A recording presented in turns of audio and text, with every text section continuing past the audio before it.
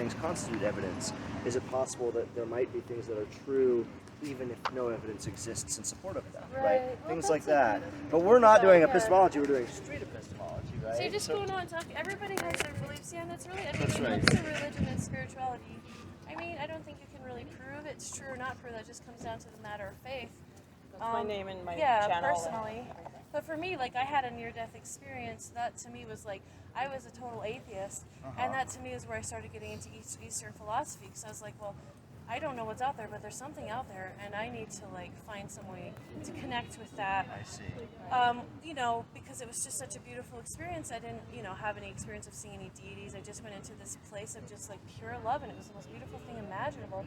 And I basically came out with a message like, the only way you can get back there is through meditation. And I definitely have had experiences in meditation where I just started to reach that place again, just really peace. So for me, like, I don't really care like what kind of deities someone believes in. For me, it's more about connecting to whatever that energy is. You can call it God, or you can call it the divine, or you can call it the universe, or whatever. And this practice I love. I mean, it just really resonated with me because I felt like it was just more like all about, you know, connecting with that kind of energy. Yeah. So rather than like, you know, you go to church every week and then you pay your, you know, your tithing, and then you're going to go to heaven, or it's more about just really personal. It's really personal. Right. Yeah. Can I ask you what, like, if you were to put on a scale of 0 to 100, like, how true do you think it is? 100% absolutely, I know it's true. I have no questions. I know it's solid. Versus, Right. there's no way this can be true. I have only questions. I have only doubts. Well, like, yeah, where I would, mean, where would you that's put like yourself that's like an about interesting this? question, because I think that, I mean, my understanding from my practice is that there's the shifu. I don't know if you know what the word shifu means. I've heard it, but I Like, don't you know, know. they call martial art teachers shifu, but a spiritual teacher can also be called a shifu. Okay. So like Master Lee was, you know, he was taught by his teacher, and by his teacher there's a lineage in his practice, but he's the you know, Chinese people call it the master. It's hard. Yeah. Americans, Westerns don't like that kind of a term, so shifu or teacher, but he talks about like how, you know, my understanding is that there's different levels of truth. There's not just like one ultimate level of truth. And as you... There isn't? No. So as you gain insight, as you gain enlightenment, you continue to rise in levels. Like, so I like the analogy, like you're climbing a mountain and you see the landscape below you and you say, oh, that is what exists, that's the truth. But if you're only like 10 feet up, you don't see that much. You go 100 feet up and you see a lot more. You reach the peak of the mountain and you see a lot more. You fly into the air and you see a lot more. You fly into outer space and you see even more. Yes. So every one of those things that you're seeing is the truth, right? But someone down there might be like, oh, all there is like these trees right in front of you. And someone up there might say, well, look, there's a billion planets and stars. And the people below might be like, well, that can't be true. That's not possible. And the people above might even be like, well, I don't even see those trees. What are you talking about? So is it not all true, though? But they're just perceiving it They're all differently? true, right. So it's And their more about your perception is perception. But as far limited. as my belief in this practice, like Yeah. I'm not going to say like I don't ever have doubts cross my mind, because I don't Sure. think that's sane, 'Cause you're a really, to human. like not question things. Sure. But I know personally, for me, like with this practice, so I was already deeply into Eastern religion. I was living on a yoga ashram when I started practicing this, an ecumenical ashram. Wow. And so I had a friend who was from Israel, actually, Alon is his name, and he was practicing Falun Gong, and he introduced it to me. And I had actually been having dreams about this practice before I heard about it. Oh, wow. And so I was like, holy crap, I can't believe this is like actually a thing. And, I started practicing and I read that book, and I was just like, dude, either every word in this book is true or none of it's true. But I just felt very strongly connected to this practice. But, my practice is not like a practice that believes in conversion. I mean, our teacher very strongly says, don't drag people into this practice. If they feel like they want to practice, they practice. But if you drag someone into it, It's not coming from their heart, and they could be doing anything, and then you kind of smearing the image So of you're a not doing practice. missionary work, knocking on The doors. opposite of that. It's just like, if you want to come into it, that's fine. I mean, really the main reason we're out here is because of the human rights stuff. Yeah, sure. Before that, like, nobody was really out. Like, if people were practicing in parks and you could join. Sure. So it's very different than like a Christian practice. And I think most Right. Buddhist school practices are that way. They're not really. I mean, I've heard the Dalai Lama tell people to like go back to their own religion. He says, that's great that you like Buddhism, but I think you're needed more in your own traditions. You know, bring those ideas of like, you know, kindness and stuff into your own traditions. So I think that's typical for Buddhist practices to not really be deeply into conversion and things like that. So can I just ask, I earlier you mentioned you had a near-death experience. I don't want to, pry. Yeah. But you said that during, or maybe it was immediately after that, you felt very strongly that Eastern religious practices were going to be the only way that you could access something least that you for me, experienced. it was Is that a personal, correct summary of what you said? I want to make sure Yeah, that I'm understanding. pretty correct. I would Okay. say, like, I didn't come up with a universal thought like everybody needs to do that. It Sure. was more like, this is what you For need you. to do. Okay. Yeah. Okay. And then I just want to understand the timeline. Was it immediately after that you found Falun No, Dafa? it was many years later. So as a result of your near-death experience, you went on a journey that it Yeah, I culminated in started being at the reading ashram. all of. I studied with Native American Uh-huh. shamans. I studied with, Yeah. under Thich Nhat Hanh. I was looking into some of this New Yeah. Age stuff. You name it. I was just like looking for something that resonated with me, and I found a lot of good things along the way. But there was always just a little bit Sure, of like, I sure. don't know if this is my path. And so I felt like I needed to find a way that I could connect with that energy. Sure. And this practice was really beneficial for me. Like, I grew up Mormon, but I left the Mormon church when I was like probably like 16 years old or something like that. And I didn't have a good relationship with my parents. And after I started practicing this, I really started looking at myself and instead of like trying to blame everybody else, like, oh, these people were horrible, I started like realizing, this idea of karma, like everything happens for a reason, and maybe you have to learn something from hard things, or maybe you were an asshole in your past life, and you need to learn how that feels. And so it's like less of this victim mentality and more of like taking responsibility. So even though my parents are still like really mega Mormon, they were like, wow, whatever this practice is, it's definitely benefited you, and they definitely like saw positive changes in me. But that was years ago. I mean, I've been practicing for 20 years.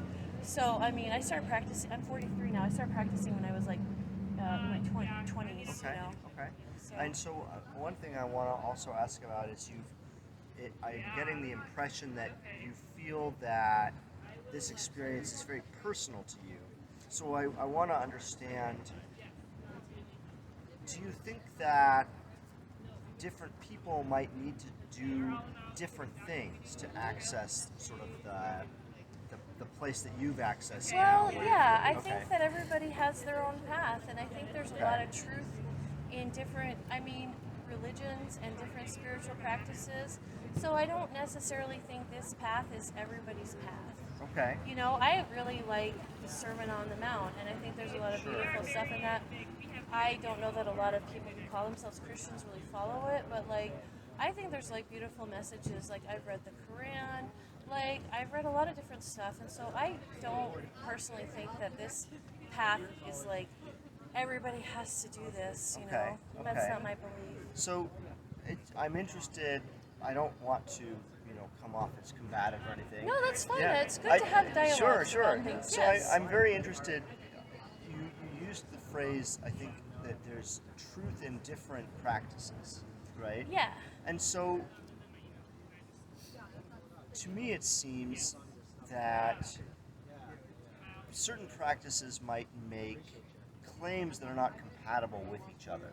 You know what I mean? Yeah, that's like, true. to the extent that, Christians believe there is a God that created the universe, and, Jesus, depending on the denomination, right? Jesus is either the Son of God or another manifestation of a single Godhead, right? Yes. That seems like it is, perhaps, I don't know that much about Buddhism. Christians wouldn't agree with my philosophy that there's truth in different Right. paths. So I guess I want to understand what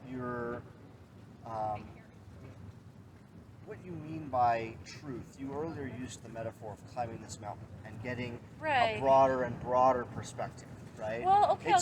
It seems as though, although the perspective gets broader, nothing you find out as you climb the mountain contradicted Right, that's the a very information good you point. So had I'm at a thinking lower more of level. like personal understandings Exactly. within maybe a particular practice, right? Okay. So this is kind of complicated, and I'm going to tell you all of this is coming from my own understanding. Sure, And I may absolutely. be, butchering the actual, teachings of this practice, but I'm coming from my own understanding of Sure. them and my own personal insight. Absolutely. So my belief is that,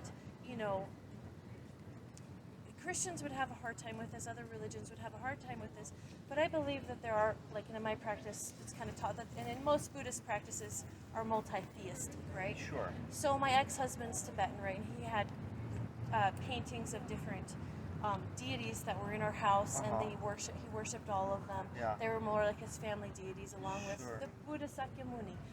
So there's this belief that there's multiple deities, there's multiple enlightened beings. Buddha Sakyamuni himself said that there were 84,000 cultivation ways that were Buddhist school cultivation ways. And it's ironic because most Buddhist people consider Christianity to be a Buddhist school practice. A lot of Buddhist people believe that Jesus Christ was a Buddha.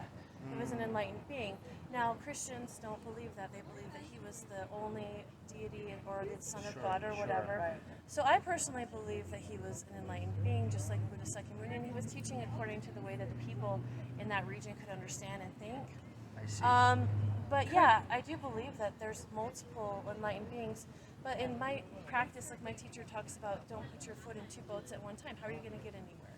So, or like you're trying to climb one mountain and you stop and climb another mountain. So maybe every path, every boat can take you to the shore, but you got to decide which one you're going to go in. So I think this is why many religions have kind of excluded belief in other religions, because if you're doing that, you're taking your energy away from your practice and going to another practice. I see. Okay. So that's what I feel like. I feel like a lot of the practices can take you there, but you kind of need to decide what your thing is and stick with it, So, do you think it would be fair if I hear maybe that you're using truth in a way that means, like, when we say that there's truth in every practice, perhaps what we mean by that is there are elements of each practice that are useful and true. Maybe the Right. totality of the claims. Personal benefits. Exactly. personal Right, growth. maybe Growth. those- Is that a fair? Well, yeah, and I think in a lot of practices, like they maybe have enlightened beings that founded, like Buddha didn't start a religion, Jesus didn't start a religion. My practice isn't a religion, it's a spiritual practice. And I think those beings were guiding people, and I think those beings can take people to higher levels. So yeah, and I think a lot of those practices have similarities if you really get deep down to the roots of them. I think a lot of them probably have been corrupted over time though, because like the Bible wasn't even written until 300 years after Jesus was gone. I Right. think the same with a lot of religious texts. Even the sutras in Buddhism were written along until Buddha Sakyamuni was gone. So if you're telling your story of your life They got now, 300 translations years and later, other issues. but I think if you really get rid of all the stuff that people have added and get down to the foundation of most spiritual practices, it's about kindness, it's about love, it's about trying to be a good person, right? So to me, that's where I'm kind of thinking, like, that's where the truth kind of remains the same, is if you get down to, like, you read the Sermon on the Mount, they talk about, like, just kindness and love, and turning the other cheek isn't any different to me than, like, our idea of karma, our idea of, like, you don't hurt others if you can help it, even if they're hurting you. You're trying to build virtue, and in my practice, it's talked about as an energetic thing. Like, it's literally like a matter. It's not just an idea. Like, karma is like a black substance that exists in your energy field, and virtue or good karma is more like a light. And so you literally are affecting your energetic field by how you behave. And we now know that people can take pictures of, like, our electromagnetic energy through quantum physics. We're starting to understand that there's a lot more energetic stuff going on, that our thoughts and actions affect our reality a lot more than people previously could have believed. So I think science is starting to catch up with a lot of this stuff and starting to kind of prove it, honestly. I Can I don't think ask it's another not question? completely provable, yeah. Aubrey? Is that Yeah. Aubrey. Would you say that the actual truth is less important than the benefits you receive from a belief system? I don't quite understand, like, the actual truth. Well, because Jesus either is a God or he's not. One of Right. those is true. Would you agree Right. with that? Yes. He is or he is not. Is Right. A or not A. Right. So kind of mathematically. Right. So like, if he is, I would want to know.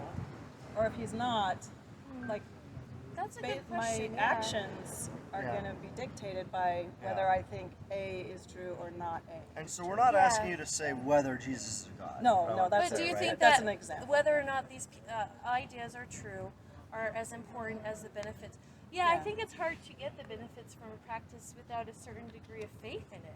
Okay. And honestly, faith, I mean, it's kind of a blind thing, right? I mean, I think, so there's this understanding in my practice and in most Buddhist practices of samsara. So we live in this world of I delusion. haven't heard that word. So yeah, it's a word that means the endless sea of suffering. So you have the cycle of life, death, life, death, and reincarnation, and it goes on and on and on. And the only way you can break out is through enlightenment. So that's why the word Buddha means the awakened one. He woke up and he could see what was going on in this world, and he woke up from this delusion. It's sort of like the movie The Matrix. It's all fake. I see. It's all just this kind of it's this illusion. It's in Sanskrit, it's called Maya, which literally means illusion. This world, and so there's this idea that this world is fake. What's behind this world is real. The spirit is real, but this three-dimensional world is just basically covering us from seeing the unbelievable nature of reality. And the only way we can break out of that is through enlightenment. But yeah, the whole point is that we don't get to know. If everybody just could have their eyes open and just see truth, I mean, it would just be easy. The But idea is that in order to see the truth, you need to have faith. I don't think in- you always see the truth. I think sometimes it's just blind. But yeah, I think in my understanding of, my practice is that, as you enlighten, as you practice, you gain enlightenment, you gain wisdom, and you start to see things. But you got to have, sort of like the blind faith has to come first. What do you mean by faith? What does Well, that mean to you? belief. Uh-huh. Just believing, right? But for me, it's hard because people use that word, and I don't really feel like I have blind faith because, like I said, I've had experiences, I've had dreams, I've had personal experiences in meditation where I just reached really profound levels of bliss, Right. and they've studied this. They know that people that meditate, their brains change and everything. So I don't think you have to necessarily believe to have those benefits. We have people come to our class who are atheists. We have people come who are Mormons, and they just like the way they feel when they meditate, and that's fine. Uh-huh. You don't have to believe to have the benefits, I don't think. But I think believing keeps you dedicated to it because you're no, I want to get there. I want to, for me, it's I want to break out of samsara. I mean, I just had this feeling my whole life that there was something, deeper that I wanted to connect with in this universe. And, we have such a materialistic society. Everybody just works 9 to 5 and everybody just makes money. And then most people are really kind of empty and miserable. And it's just I tell myself, well, maybe I'm just delusional. Maybe it's just this idea for depth that drives humanity to seek out these things. And maybe it's all fake. But I don't really care. I mean, if it makes me happy, if it gives me peace. So if it was fake, you wouldn't want to know? If I- somebody said, look at this I evidence, would want to know. I'm not saying it I is, would I'm wanna just know. hypothetically. I want to know the truth, ultimately. You would. I want to know the truth. What if it popped that bubble of belief? It would be hard, Yeah. because I do believe that this practice, I believe in other beings, I believe in something deeper. It would be hard. It would be hard if somebody told me your near-death experience was just your brain chemistry. But again, I say, well, I can't prove what I believe. How could you possibly prove that? There are some scientists maybe who would say Lots of something people like that, believe right? that, yeah. So, but I guess in the end, I say, well, your belief is just as blind as mine. I don't think you can offer me any more tangible evidence than I can offer you. Because we really haven't been able to get to the point with science where we can definitively prove there is something out there or there isn't. Hypothetically, 100 years from now, if science could prove that, would Yeah, you I accept mean, I don't that? know how they Or could, would but you if want they, to know? I want to know the truth. You do. Yeah, and I don't think it would stop me from meditating because I still gain wonderful benefits from that. And it gives me a lot of peace of mind. That's why I said Sorry, I took over. we No, have you're okay. atheists that meditate with us, and it's like, well, Yeah. fine. No one's trying to make you believe anything. Even without any attached belief system, meditation is We know shown from to have science. scientific benefits. Yeah, so I right? have a good friend that's an atheist that meditates just because it gives him a lot of peace. Calms your mind. He it doesn't focuses- believe it's yeah. turning him into an enlightened being, but he does believe it makes him calmer and Right. more patient with his kids and things like that. So, yeah. I have one last class. You've been very generous with your time. Oh yeah, we're just I'm baby trapped, so yeah. He's out. I know. So nice. Yeah. Is there anything you could learn or discover that would change your mind on it? Do you look at like both sides of I mean, I try arguments to. I usually, feel or- like for me personally, I came from a different religion as a child, and then I did a lot of exploring as an Yeah. adult. And so I feel like I've really looked at a lot, and I considered myself an atheist for a few years. But yeah, so it's not, I feel like I have looked at the other side a lot, and I understand the other side. And that's not where I belong, but I don't judge people who are there because I get it. And I think a lot of people find a lot of happiness in, they're right here, in other things. In other things. So, I mean, I'm not like judging anyone for being where they're at, but Right. this is where I feel We're all like. just doing our best with the tools we've got. Yeah, right? So exactly. Yeah. just trying to find what works for us Yeah. individually. I totally get that. Yeah. Well, cool. Some more questions? I think There you go. Yeah, thank you, Aubrey. yeah, thank you What so are your much. guys' names again? I'm Ian, sorry. Okay. And Lisa. Yeah, they can. Of course, you can send the petition. Yes. Yeah. So sorry, I've got a little. No, do your thing. gremlin here on me.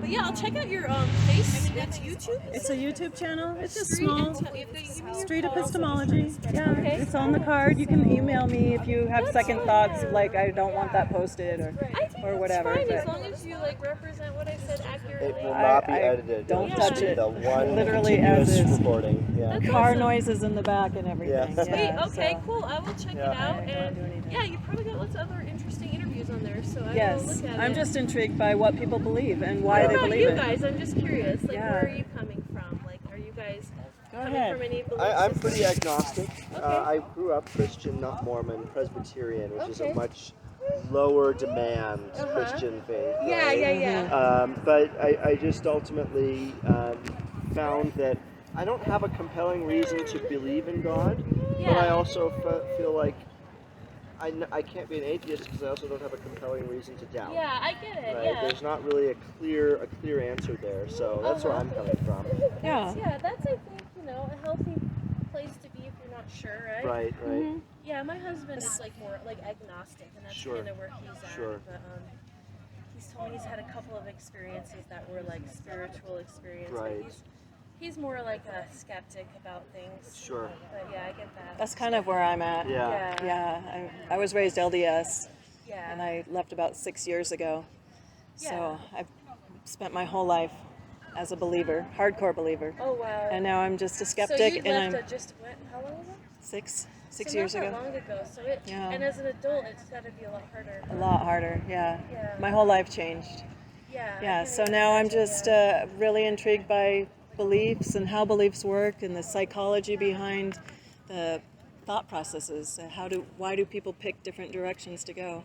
And Yeah. I don't make judgments. I don't tell people what they should or shouldn't believe. I just am interested in the process of it. That's really So, healthy. I think that's really It's healthy. really fun for me too. So, yeah, thanks for talking to us, Aubrey. Thank you. I'm going to check your page Yeah, out, yeah. your YouTube page. There is a Street Epistemology Facebook page if you're on Facebook. Oh, cool. And other people who are doing the same kind of things. They'll post videos. And I just mostly do audio, but I love, just yeah. the idea of having dialogue with people. I think I'm really worried sometimes about the trend we seem to be having in our world where everybody wants to surround themselves in a little bubble of people that think like them instead of being open-minded and being like, hey, you think differently than me, but we can still be friends, you know? Yes, and I found that when I was really active in church, it was just confirmation bias.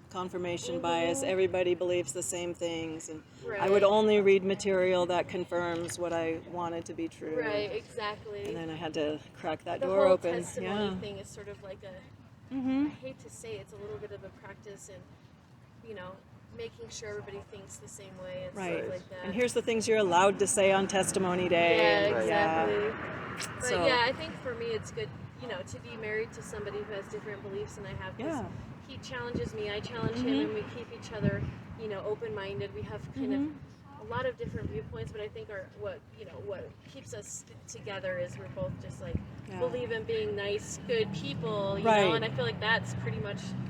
As far as that goes, we pretty much have the same, you know, values. And things That's like a that. really good point to bring up too, because if you like the golden rule or the platinum rule, like be a good person first, and he's and not then a figure out the believer, rest but he's later. like, why do you need to be a believer to be like a good person, and you don't? I still care about people. I still want the world to be better. I still pick up trash when I see it. You know, just like to make things nicer for all of us. That's what we need. So regardless of your belief system, if everybody would just do that. Believe whatever you want to world. believe. Yeah, I hear ya. So Okay. okay. Cool. Yeah, You thank guys are you. doing a great thing. Thank you for stopping. Super interesting. Thanks for your time. That was great. Yeah. Really nice meeting you.